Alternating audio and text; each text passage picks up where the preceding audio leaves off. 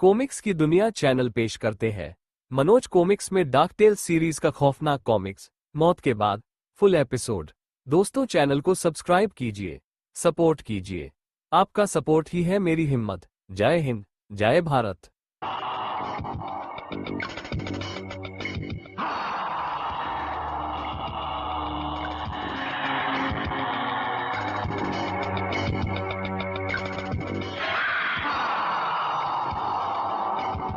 मौत के बाद लेखक अंसार अख्तर, चित्र चंदू, वीडियो एडिटिंग राज चावड़ा।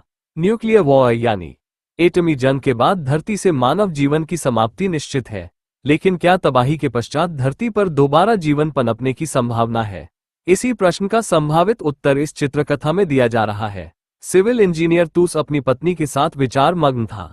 कुछ ही दिनों में एटमी जंग छिड़ जाएगी। मैं एक ऐसी पनाहगाह का निर्माण करने जा रहा हूँ जिसमें बैठकर परमाणु युद्ध की तबाही से सुरक्षित रहा जा सकेगा। तुरस के अभियान में उसका मित्र मैक भी शामिल था। ये तहखाना मैंने मकान बनाते समय ही तैयार करवा लिया था।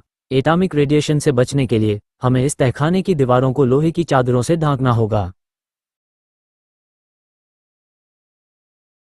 तहखाने को सुरक्षित बंकर में बदलने का काम शुरू हो गया। आने दो, रस्सी छोड़ दो। तीनों दिन रात मेहनत कर रहे थे, बस एक दीवार और शेष बची है। शीघ्र ही अंतिम दीवार का काम भी समाप्त हो गया। हा, मेरी पनाहगाह तैयार है। परमाणु ऊर्जा इन दीवारों को चीरकर भीतर नहीं आ सकेगी। फिर वे आवश्यक वस्तुओं का भंडारण करने में जुट गए। तुम ये फोल्डिंग पलंग ले जाओ मैक, मैं राशन का सामान लेकर आता हूँ। 12 घंटे के भीतर ही उन्होंने राशन सहित सभी आवश्यक सामान नीचे पहुंचा दिया था। अब हमारी तैयारी पूरी हो चुकी है। जरूरत का सारा सामान और 3 आदमियों के लिए 3 महीने का राशन यहाँ मौजूद है। Very good. युद्ध छिड़ते ही हम लोग यहाँ आकर छुप जाएंगे। फिलहाल ऊपर चलो। युद्ध छिड़ने की प्रतीक्षा करते हुए तीनों ही अपने अपने विचारों में खोए हुए थे। दुनिया की तबाही के बाद वीरान धरती पर मेरी और तुरस की हैसियत एडम और ईव की तरह होगी। तुरस के विचार उनसे जरा भिन्न थे। नीचे 3 आदमियों के लिए 3 महीने का राशन है, लेकिन अगर उसे एक ही आदमी इस्तेमाल करे तो वह राशन 9 महीने तक चल सकता है। आधी रात के समय अचानक ही खतरे का सायन चीख उठा। ओह, जंग छिड़ने वाली है। मैं नीचे जा रहा हूँ। तुम लोग खिड़की और दरवाजे बंद करके नीचे आ जाना। अब उन मूर्खों की मुझे कोई आवश्यकता नहीं है। तुरस ने तहखाने में उतरकर दरवाजा भीतर से लॉक कर लिया। सारी दुनिया तबाह हो जाएगी, बस मैं बचा रहूंगा, इस धरती का अकेला इंसान। हा। ऊपर शत्रु के विमान आ पहुंचे थे और परमाणु बमों की बरसात आरंभ हो चुकी थी। चारों ओर हाहाकार मचा हुआ था।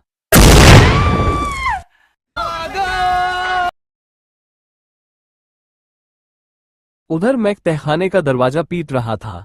यह क्या मजाक है तुरस, दरवाजा खोलो।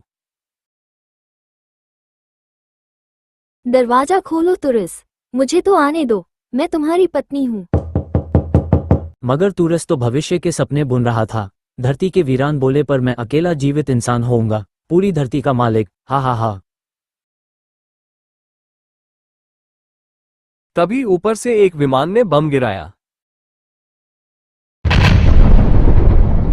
और तुरस का मकान आग के जलते खोले में परिवर्तित हो गया। कुछ ही देर में पूरा शहर जलता हुआ शमशान बन चुका था। इंसान तो क्या, पेड़ पौधे, जानवर और पक्षी भी समाप्त हो चुके थे। पूरी पृथ्वी पर मौत का तांडव था। जीवन नाम की चीज सिर्फ उस तहखाने में विद्यमान थी। चारों तरफ सन्नाटा है। अब दरवाजा भी नहीं पीटा जा रहा, तो क्या सब समाप्त हो गए? उसने उठकर सीढ़ी दरवाजे पर लगाई। देखकर आता हूँ ऊपर क्या हो रहा है। तभी उसके अंतर्मन ने उसे समझाया, यह क्या कर रहा है मूर्ख। दरवाजा खोलते ही तू परमाणु रेडिएशन का शिकार हो जाएगा। जीवित रहना है तो स्वयं पर संयम रख। इस तहखाने से तभी बाहर निकलना जब ऊपर से परमाणु रेडिएशन का प्रभाव हट जाएगा।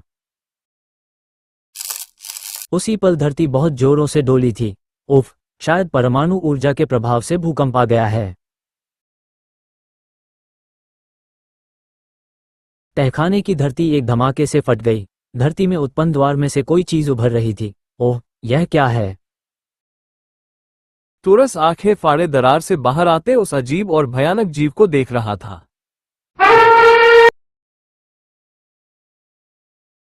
तुरस भय के कारण जड़वंत खड़ा रह गया था। हे भगवान, यह क्या बला है? उस जीव के पीछे पीछे एक दूसरी बला दरार से बाहर निकली। उन जीवों को देखकर तुरस के मस्तिष्क में हलचल मची हुई थी। दुनिया तबाह हो चुकी है। इंसानों ने अपने ही बनाए हुए घातक हथियारों से इंसानों को खत्म कर दिया है, और इस धरती के प्राचीनतम प्राणी हजारों वर्ष तक भूमिगत रहने के बाद इंसानों की जगह लेने आ रहे हैं। एक बार फिर इस धरती पर इन प्राणियों का राज होगा। उफ, मैंने ये क्यों नहीं सोचा कि बमों से छलनी हुई धरती के गर्भ से भी कुछ जन्म ले सकता है। तभी उस जीव की लंबी पूंछ का फंदा उसके शरीर पर आकर गिरा।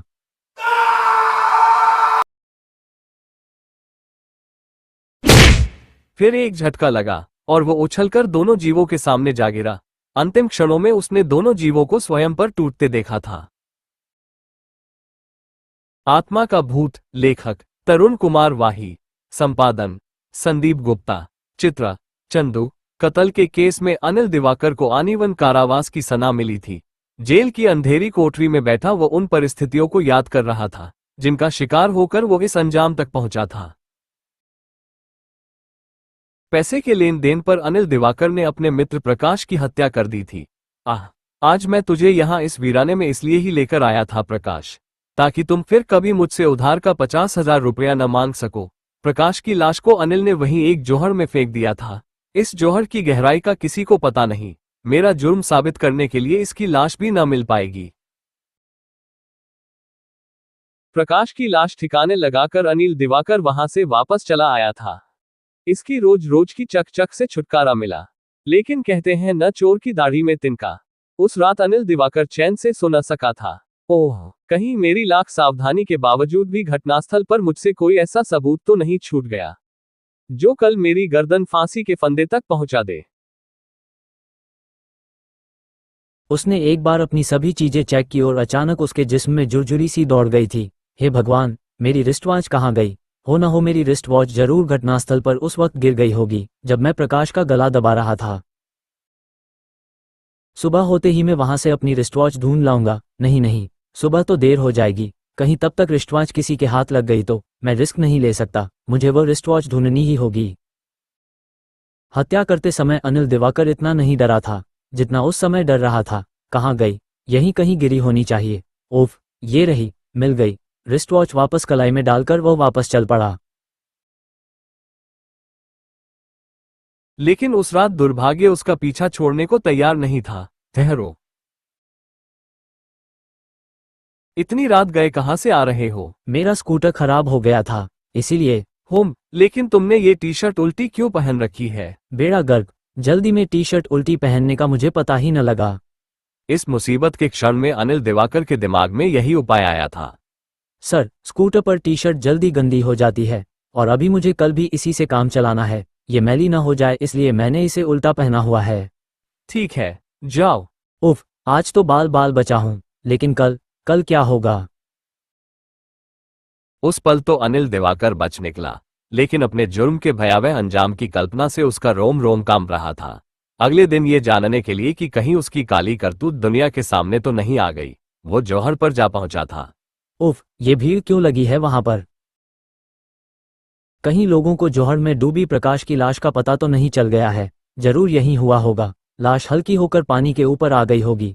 अनिल दिवाकर के जिस्म में जैसे जान ही बाकी न बची थी। अब पुलिस आएगी, तफ्तीश होगी, प्रकाश की जान पहचान वालों से पूछताछ होगी, मुझसे भी होगी, और मैं इस बात से इनकार नहीं कर पाऊंगा कि प्रकाश ने मुझसे 50,000 रुपया लेना था।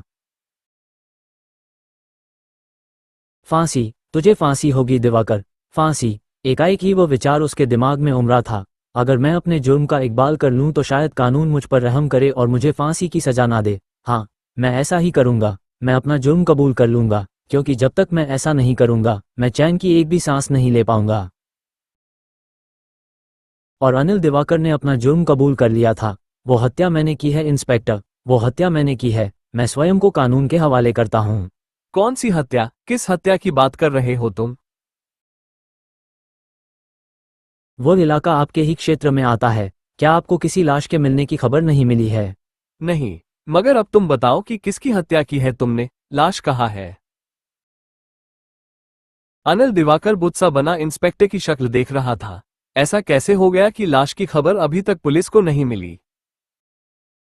इंस्पेक्टर को लेकर अनिल दिवाकर जोहर पर पहुंचा और लाश को बाहर निकाला गया। उफ, तो फिर सुबह यहाँ भीड़ क्यों लगी थी? लाश तो अब मिली है। और तब इंस्पेक्टर ने उसे बताया वो रहस्य।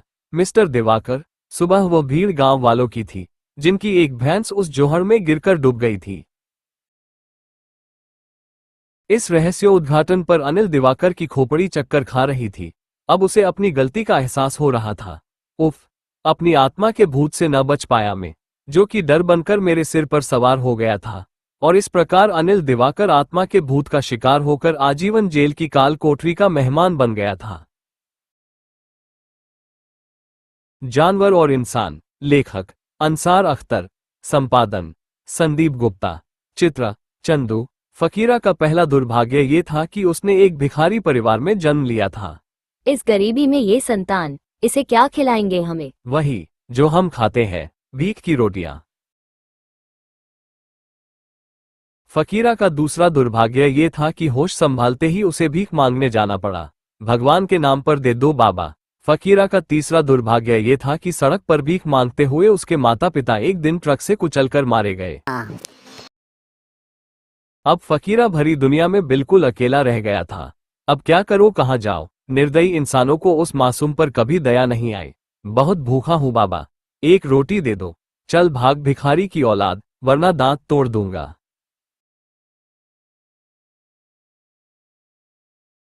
रोटी की जगह उसे ठोकरें खानी पड़ी।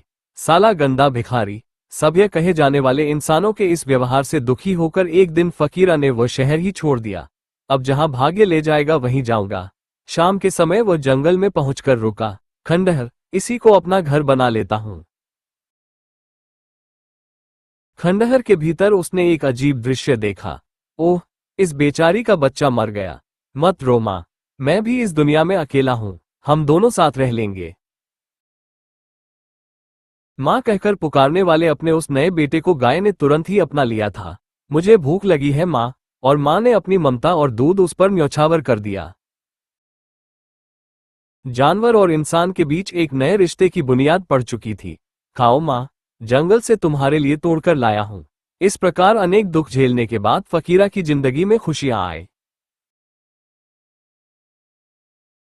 लेकिन ईश्वर को फकीरा की खुशी शायद पसंद नहीं आई। एक दिन गाय बीमार पड़ी। मां और दोबारा खड़ी नहीं हो सकी। तू भी मर गई ना, अब मेरा क्या होगा? मैं हमेशा तेरे पास रहूंगी फकीरा, तेरी माँ की आंखें हमेशा तेरी निगरानी करती रहेगी। फकीरा को ये तो नहीं पता चला कि आवाज कहां से आई थी, लेकिन उसके कानों से ममता में डूबा स्वर टकराया था। फिर कई वर्ष गुजर गए। फकीरा उसी जंगल का वासी बन चुका था। शहर के स्वार्थी एवं अत्याचारी इंसानों के बीच रहने से यह एकांतवास कहीं अधिक अच्छा है। उसके इस एकांतवास पर एक दिन शहर के बड़े धनवान राजन मेहरा की गिद्ध दृष्टि पड़ गई। क्या बेहतरीन स्थान है! अगर यहाँ एक पिकनिक स्थल बन जाए तो काफी धन कमाया जा सकता है। एक महीने के भीतर राजन मेहरा ने जंगल का वो क्षेत्र खरीद लिया और अपने सेक्रेटरी तिलक राणा के साथ वहां पहुंचा। कंस्ट्रक्शन शुरू करने के लिए ये सारा जंगल साफ करवाना होगा राणा। हो जाएगा मेहरा साहब, मैं कल ही मजदूर लगवा देता हूं। उनके इरादे जानकर फकीरा सामने आ गया। तुम कौन होते हो ये जंगल साफ करवाने वाले? यहां तो मैं रहता हूं। तू कौन है भाई? चल फूट ले, अब इस जगह का मालिक मैं, यानी राजन मेहरा हूं। हाँ, बॉस ने ये जगह सरकार से खरीदी है। ये रहे कागजात। अगर तुमने यहाँ नाजायज कब्जा कर रखा है तो अब तुम्हें जाना होगा। जाना तो तुम्हें होगा शहर के गंदे लोगों। जंगल को काटते हो फिर कहते हो पेड़ उगाओ। जनता को मूर्ख समझते हो क्या? क्या बकता है बे फटीचा, चल भाग। मुझे तो भगा दोगे, मगर उनका क्या करोगे?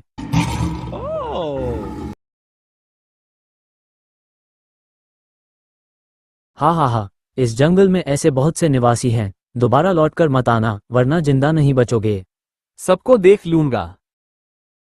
अगले दिन राजन मेहरा ने विमान द्वारा उस क्षेत्र पर जहरीले पाउडर का छिड़काव कराया, जो जंगली जानवरों और कीट पतंगों के लिए अत्यंत घातक था।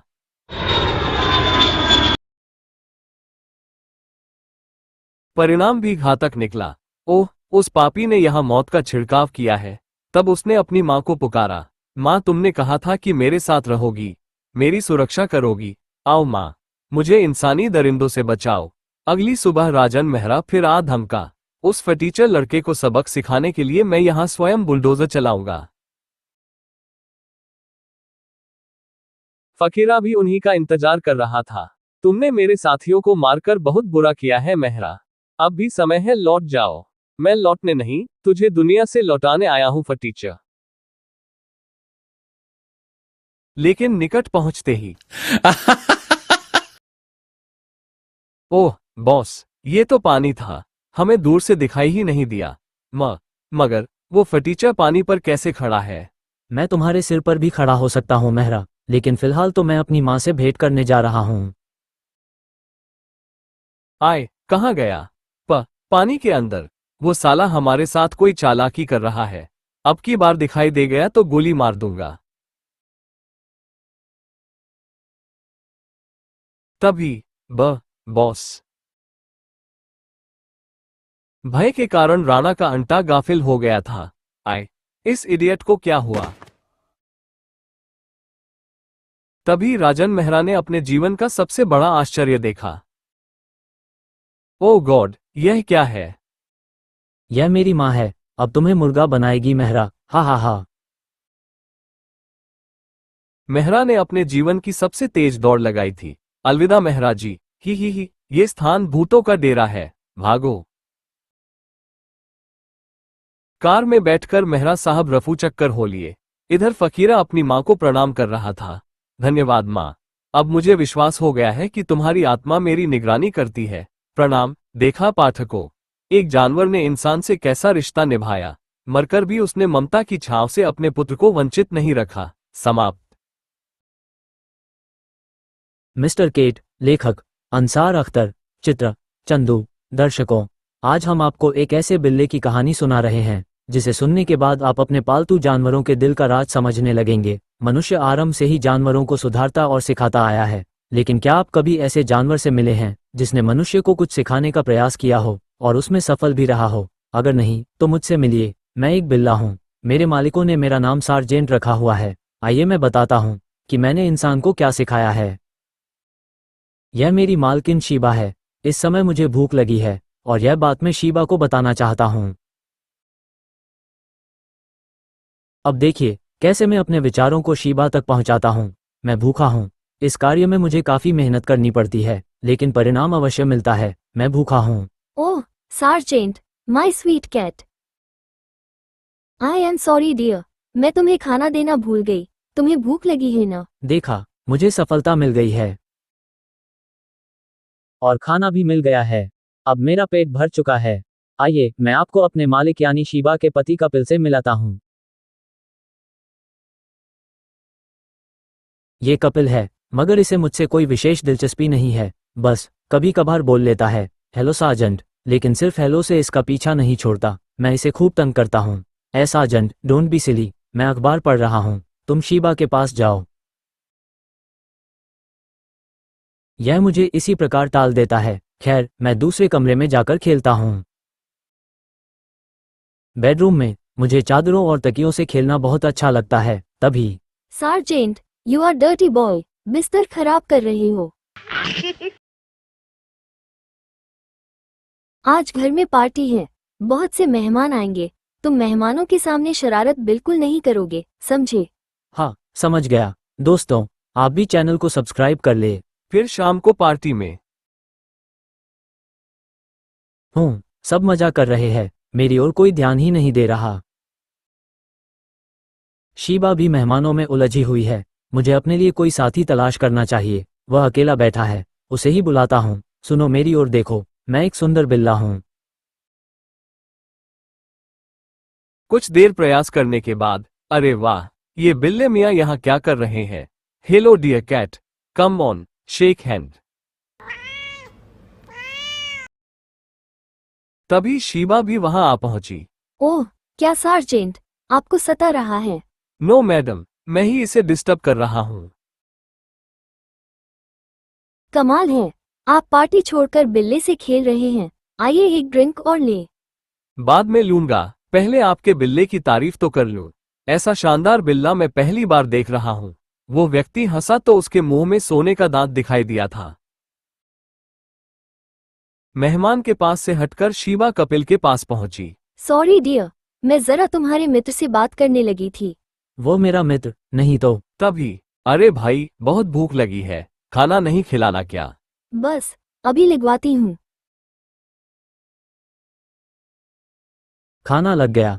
कुछ देर बाद सभी मेहमान विदा हो गए और पार्टी समाप्त हुई। 2 दिन बाद की एक रात, शीबा और कपिल आज फिर मुझे अकेला छोड़कर कहीं दावत उड़ाने गए हैं। अब आधी रात को लौटेंगे। अरे, ये तो वही है जिससे पार्टी में मुलाकात हुई थी, मगर यह अब यहाँ क्यों आया है? कुछ गड़बड़ है। ये शीबा के कमरे में जा रहा है। मैं जब कमरे में प्रविष्ट हुआ तो ओह, वह शीबा की अलमारी खोलकर जेवर निकाल रहा है। अवश्य ही यह कोई चोर है।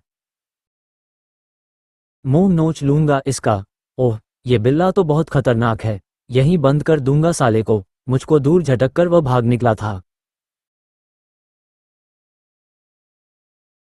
मैंने उसके पीछे बाहर जाना चाहा, लेकिन ओह, उसने बाहर से दरवाजा बंद कर दिया है। फिर काफी देर बाद दरवाजा शीला ने खोला था। कपिल, यहाँ जरूर कोई गड़बड़ हुई है। कमरे का दरवाजा मैंने बंद नहीं किया था। तभी शीबा की नजर अलमारी पर गई। अलमारी? मेरी अलमारी किसने खोली? अलमारी से जेवर गायब पाकर शीबा के होश उड़ गए। कपिल, हम लुट गए। सारे जेवर चोरी हो गए हैं। ओह गॉड, मैं अभी पुलिस को फोन करता हूँ। कुछ ही देर में पुलिस पहुंच गई थी। चोर ने अपना कोई निशान नहीं छोड़ा है। आपको किसी पर शक तो नहीं है? किसी ऐसे आदमी पर जो आपके घर के विषय में जानकारी रखता हो? मुझे तो किसी पर शक नहीं है। अच्छा, आपने किसी अजनबी को तो अपने घर के इर्द गिर्द घूमते नहीं देखा? नहीं। मुझे शीबा को बताना चाहिए कि यहाँ कौन आया था। शीबा, उस सोने के दांत वाले को याद करो, वही आया था। लेकिन काफी कोशिश करने के बाद भी शीबा पर कोई प्रभाव नहीं पड़ा था। यह आज मेरी बात क्यों नहीं समझ रही? शायद इसका दिमाग परेशान है, इसलिए आज इस पर कोशिश करना बेकार है। कपिल को समझाने की कोशिश करता हूं और मैं अपने विचार कपिल तक पहुंचाने का प्रयास करने लगा। कपिल, पार्टी वाला दिन याद करो, वो सोने के दांत वाला व्यक्ति। मेरी कोशिश बराबर जारी थी। सोने का दांत, पार्टी, अजनबी। उफ, मेरे मस्तिष्क में गुदगुदी क्यों हो रही है? फिर अचानक वो चौंका। अरे हाँ शीबा, तुम्हें वो पार्टी वाला अजनबी याद है जिसे तुम मेरा मित्र समझ रही थी और मैं तुम्हारा? लेकिन हम दोनों में से किसी ने उसे नहीं बुलाया था, वह मारा। आखिर कपिल मेरी बात समझ ही गया। कौन था वह अजनबी? जरा मुझे उसका हुलिया बताइए। शीबा ने अजनबी का पूरा हुलिया बताया था। उसके मुंह में सामने का एक दांत सोने का था इंस्पेक्टर। सोने का दांत? ओह, मैं समझ गया, वह एक शातिर चोर है। पुलिस के पास उसका पूरा रिकॉर्ड मौजूद है। इंस्पेक्टर उसी समय चोर को गिरफ्तार करने चला गया। चोर पकड़ा गया, लेकिन मेरे मालिक यह नहीं जानते कि उसकी गिरफ्तारी में मेरी क्या भूमिका रही। खैर, आप लोग तो जान ही गए हैं। अब कहिए, कहीं मेरे जैसा बिल्ला देखा है आपने?